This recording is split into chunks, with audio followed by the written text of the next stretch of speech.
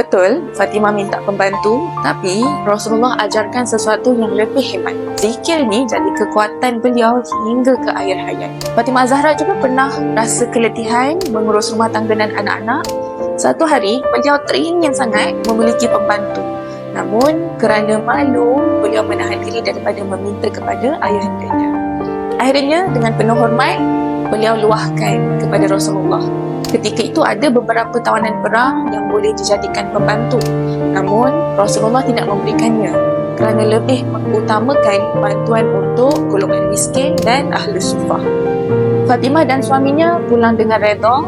Tak lama kemudian, Rasulullah datang ke rumah mereka dan bersabda, "Mahukah aku ajarkan sesuatu yang lebih baik daripada pembantu?" Bila hendak tidur, bacalah Subhanallah 33 kali, Alhamdulillah 33 kali, Allahu Akbar 34 kali. Zikir inilah yang menjadi kekuatan Fatimah sehingga ke akhir hayat. Beliau dan Ali memilih hidup zuhud dan sederhana. Fatimah juga seorang perawi hadis dan akhlaknya dikagumi. Aisyah radhiyallahu anha berkata, "Aku tidak pernah melihat seorang pun yang lebih menyerupai Rasulullah SAW dalam tingkah laku, penampilan dan cara berjalannya lebih daripada Fatimah binti Rasulullah." Riwayat Al-Bukhari dan Muslim.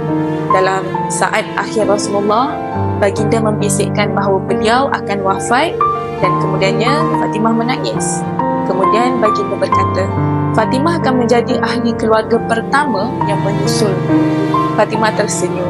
Hanya 6 bulan selepas kewafatan ayahandanya, Fatimah kembali ke rahmatullah dalam usia sekitar 28 tahun.